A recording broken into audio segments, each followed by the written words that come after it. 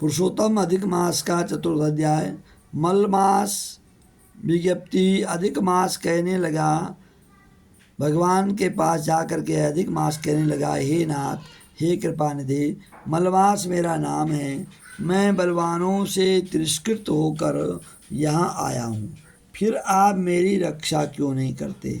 मुझको उन लोगों ने शुभ कर्म वर्जित, अनाथ और सदैव घृणा की दृष्टि से देखा।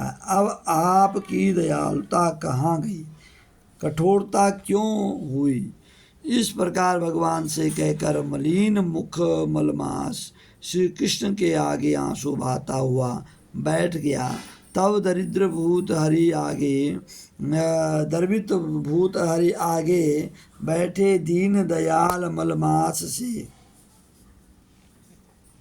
कहने लगे, हे तात, तुम अत्यंत दुखों में डूबे हो, सो ऐसा भारी दुख तुम्हारे मन में क्यों है?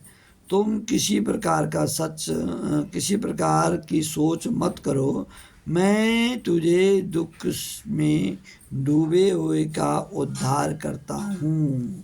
जैसे कि आप दुखी हैं, ऐसे दुखियों का मैं उद्धार करता हूँ। मेरी शरण में आकर तुम सोच करने योग्य नहीं है। जो भगवान की शरण में चले जाता है, भगवान की शरण में जाता है, उसको किसी प्रकार की भी सोच नहीं करनी चाहिए। जब भगवान को सौंप दिया है कोई भी कार्य, अपने आप को भगवान को सौंप दिया, मैं मेरापन का भाव छोड़ देना चाहिए। जब भगवान को सौंप दिया तो भगवान अवश्य अपने भक्त की रक्षा करते हैं। भगवान बोले, हे भगवान, नारायण बोले, ऐसे भगवान के वाक्य सुनकर मलमास दुखी होकर मधुसूदन भगवान से बोला, हे भगवान, आपको सब कुछ ज्ञात है, आपके बिना इस संसार में कुछ भी नहीं होता। हे भगवान, मेरे दुर्भाग्य की पीड़ा क्या आप नहीं जानते? तो भी हे नाथ, दुख रूपी फांस में फंसा हुआ जैसा दुख किसी को न हुआ न देखा, सो आपसे कहता हूँ। क्षण, लव, मुहूर्त, पक्ष, मास और दिन रात्रि अपने स्वामी की आज्ञा से सदा भय रहित होकर आनंद रहते हैं, परंतु मेरा कोई नाम है, न कोई दिन है, न मेरा धर्म, न मुझको आश्रय देने वाला। इसी से सब देवताओं ने मेरा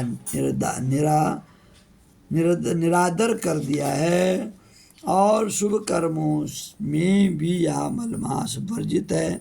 ऐसा सभी अंध परंपरा से कहते हैं, इसलिए मैं मरना चाहता हूँ, जीना नहीं चाहता हूँ। इस प्रकार से मलमास ने भगवान के सामने कहा, हे नारद जी, मैं मरूंगा, मैं मरूंगा, मैं मरूंगा। इस प्रकार बार बार कह के मलमास शांत हो गया।